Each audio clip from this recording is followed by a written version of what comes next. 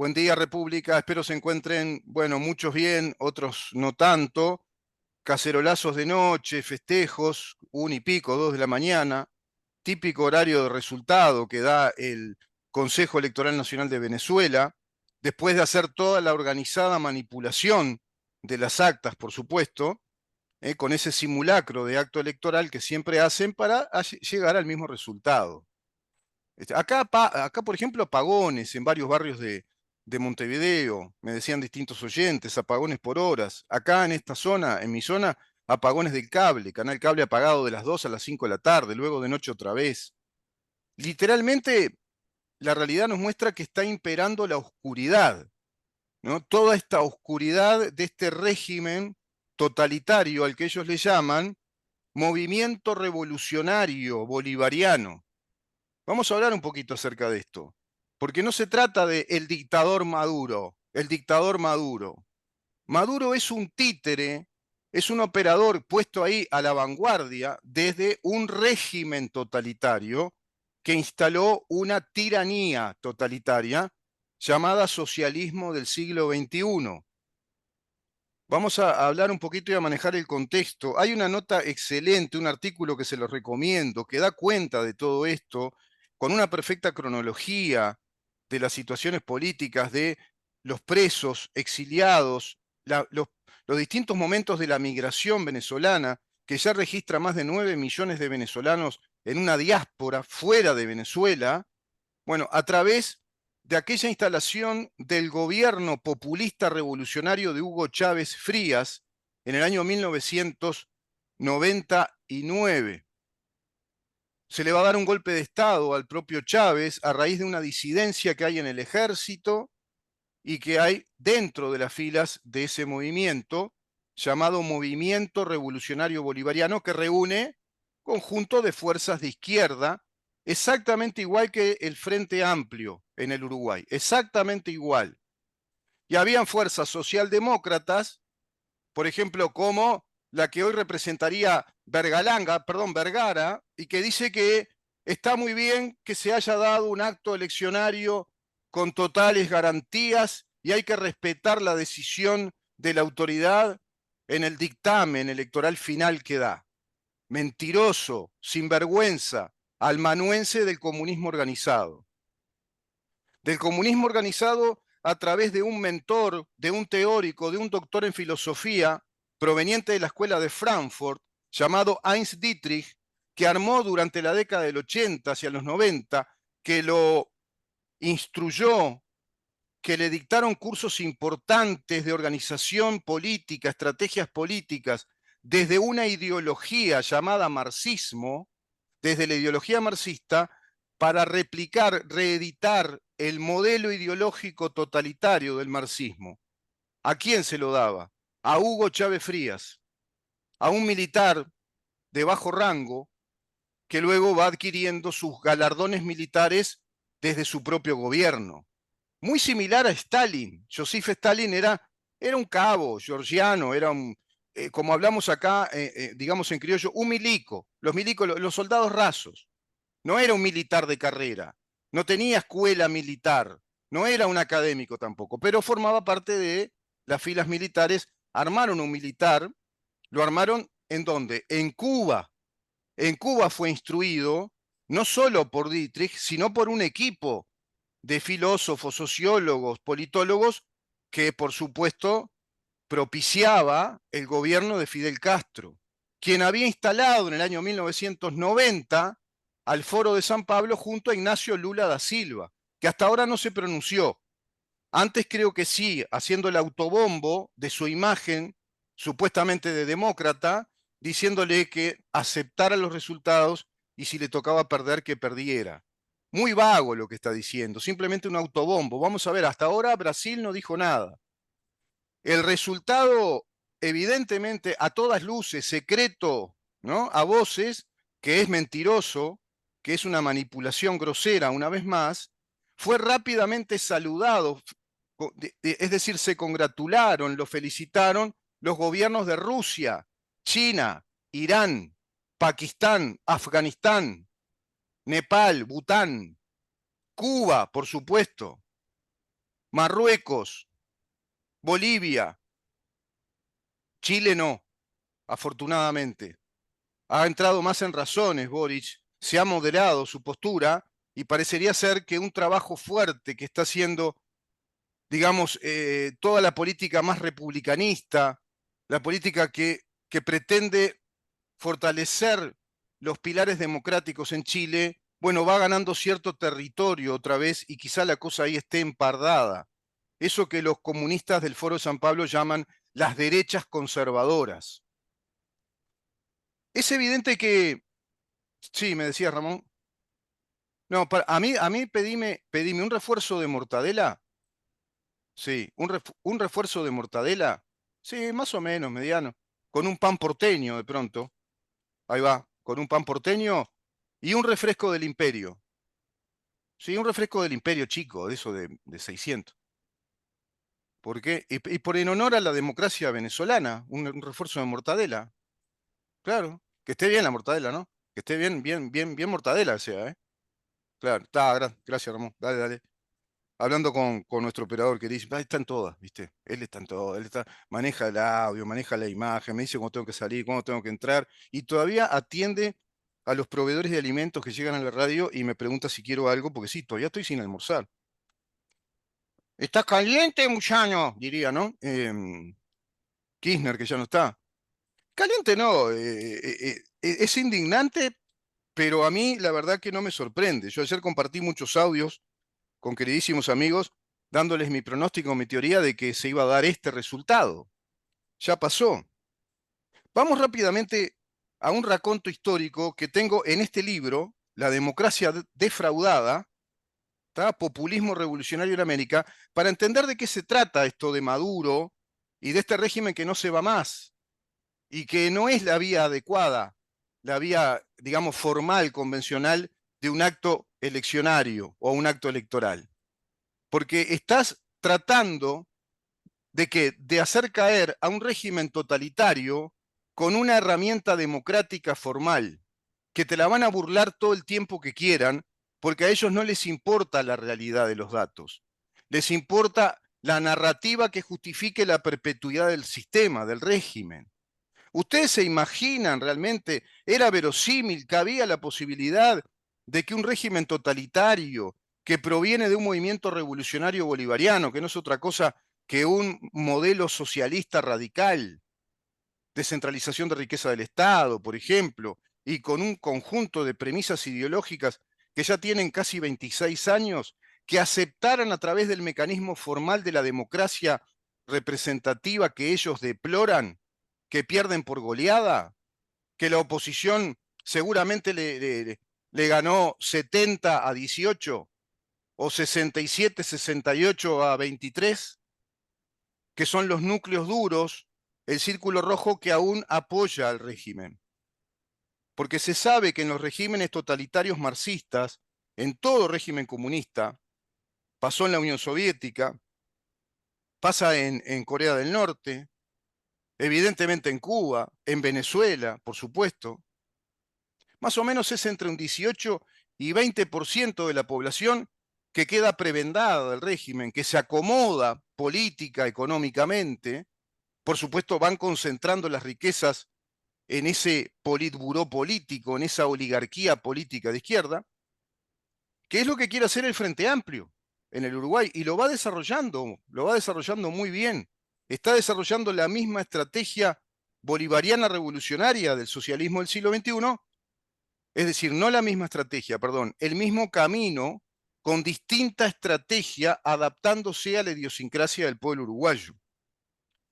Vamos a ir rápido a este raconto. Había un presidente llamado Caldera, había sido un guerrillero, era de izquierda, pero el tipo cambió, cambió la pisada, se le prendieron las lamparitas y comenzó a promover procesos de apertura y liberación en Venezuela como presidente, y al efecto llama al ministro de Hacienda, Teodoro Petkov, que fue un exguerrillero de los años 60, posteriormente convertido a las premisas de la economía del mercado. Se avivó el ministro, el Teodoro Petkov. Caldera, que fue un presidente muy interesante de Venezuela, prisionero bueno, de promesas electorales con expectativas que él había generado. Era uno de los fundadores de una república cuya particular forma de Estado, de bienestar, es decir, era un socialdemócrata, un bobeta, ¿viste? Los socialdemócratas que se creen que aplicando el Estado socialdemócrata van a impedir que sobrevenga el Estado más radicalmente socialista, porque tienen puntos de contacto, juegan con esas opiniones, agarran desapercibida a la población que nada de esto entiende, y a su vez agarran muy desapercibida también a la población política, que se creen profesionales de la política, porque tienen un carguito, pero no saben nada, no estudian, no leen, no investigan, y comulgan con ellos y votan leyes en común y les van otorgando un espacio de poder dentro del Estado. Uruguay, caso típico.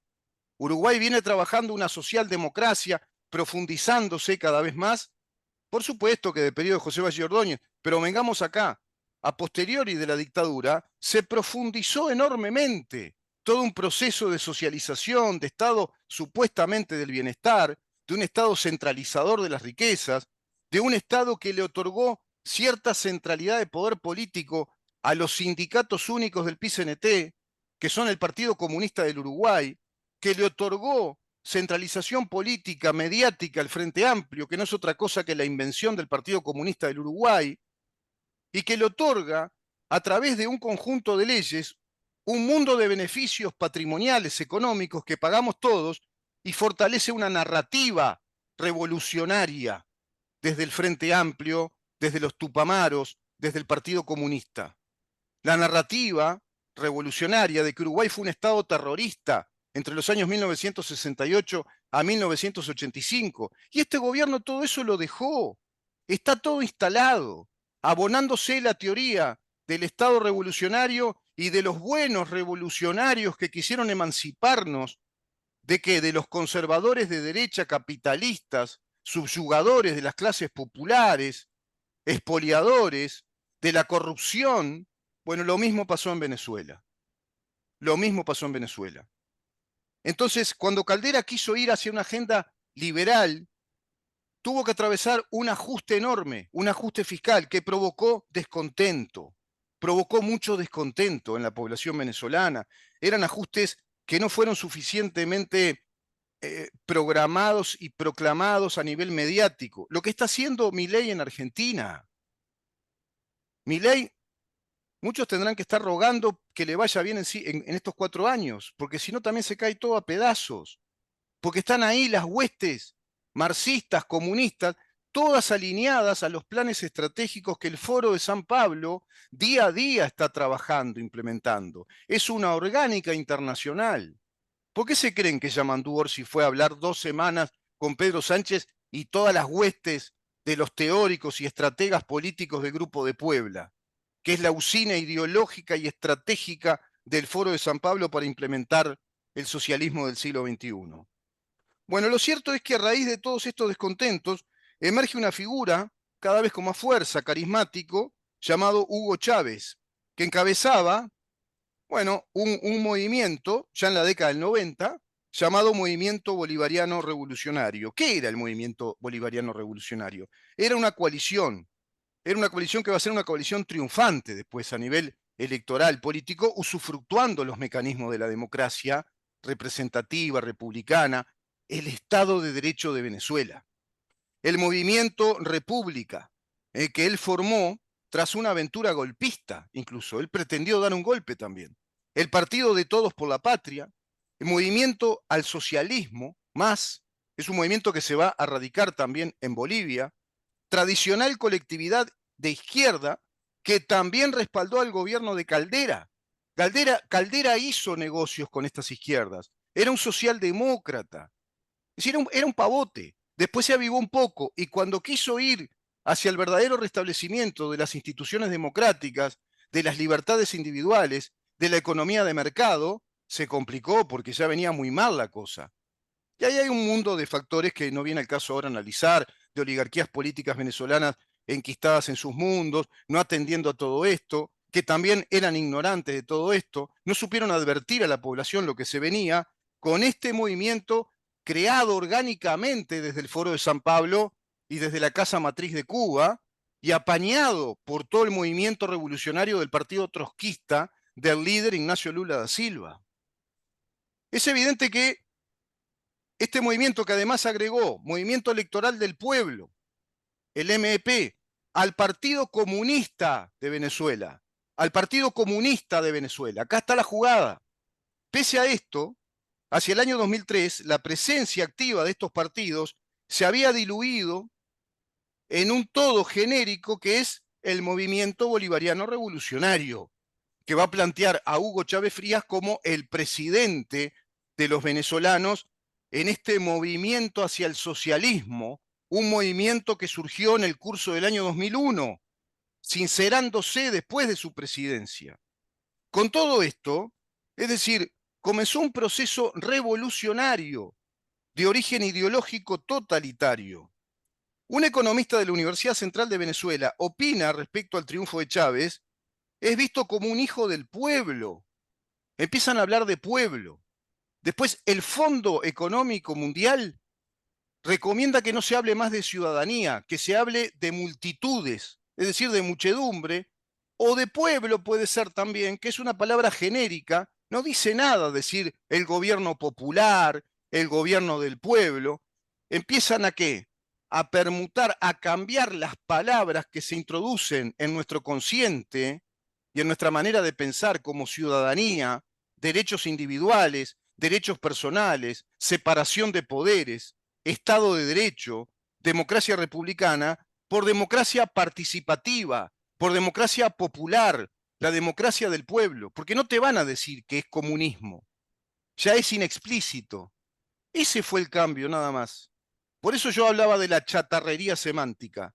Es toda la semántica de la narrativa comunista que está escrita en el Manifiesto Comunista de Carlos Marx, que está escrita en la Constitución soviética, que está escrita en la Constitución cubana y que está escrita en la Constitución de Venezuela, a partir de ese proyecto constitucional que arranca en 1999, que tiene sucesivas reformas, transformaciones a través de la vía plebiscitaria, porque la propia Constitución establece el mecanismo plebiscitario como un mecanismo recurrente.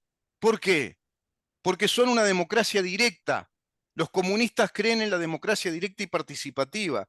Incluso se instaló una forma de convencer al pueblo de que ellos son una democracia distinta.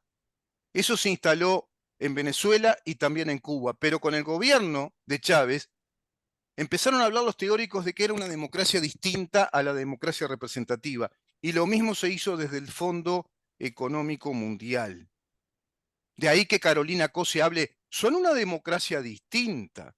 No lo piensa Carolina Cose. Está programada para decir esas cosas porque es comunista, integrante del Frente Amplio, que está trabajando en pos de esta revolución, junto a Yamandu Orsi, en pos de esta revolución socialista, comunista, bolivariana.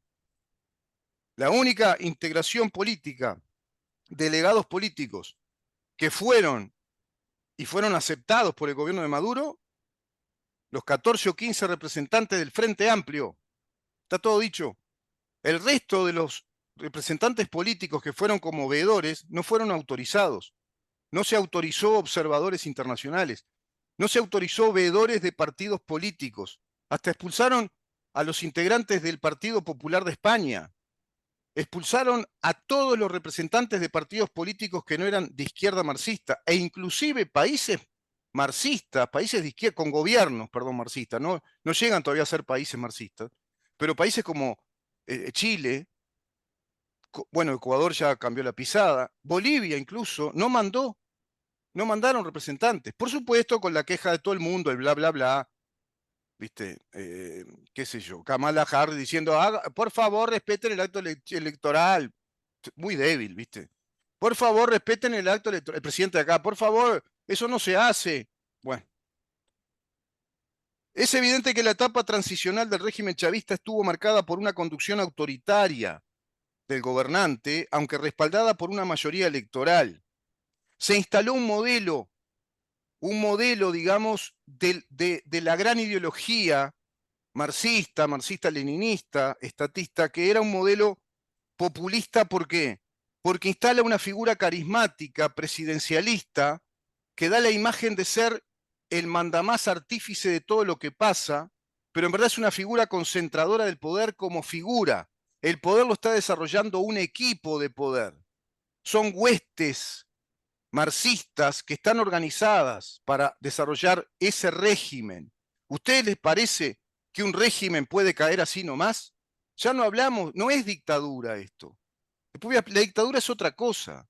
La dictadura es lo que invencionaron los romanos, que quería decir el régimen del dictado, de un dictator, para hacer rápido las cosas, para legislar rápidamente o decretar en pos de qué, de la defensa de la república que está en peligro. Ese dispositivo lo tienen todas las constituciones republicanas democráticas como la nuestra.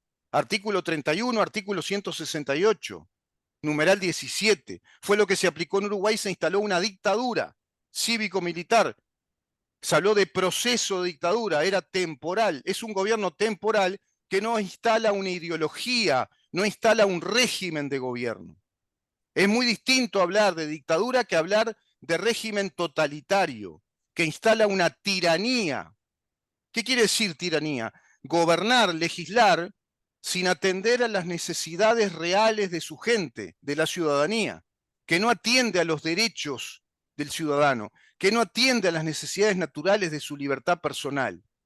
Tiranizan la sociedad, la someten a un poder imperioso, arbitrario, para darle sustentabilidad a un modelo político, a un régimen político. Eso ocurre en Venezuela. Pero no está para mí la oposición no está a la altura de explicar todo esto, y eso se tendría que haber hecho hace mucho tiempo y haber buscado las maneras de eclipsar esto. Pero incluso esta oposición es producto de la disidencia de aquellos que integraron el movimiento bolivariano revolucionario y se dividieron. Es decir, no se crean que son grandes liberales como Milei tampoco. Eran socialdemócratas, socialistas humanistas, centro izquierda. Se dieron cuenta que estaban ante, y sí, estaban conviviendo con el terror, estaban conviviendo con un monstruo, que es el comunismo organizado bajo estos nombres: Movimiento Revolucionario Bolivariano, Partido Revolucionario Bolivariano, creo que ahora es Partido Socialista Bolivariano. Bueno, Chávez evidentemente va a instalar este régimen.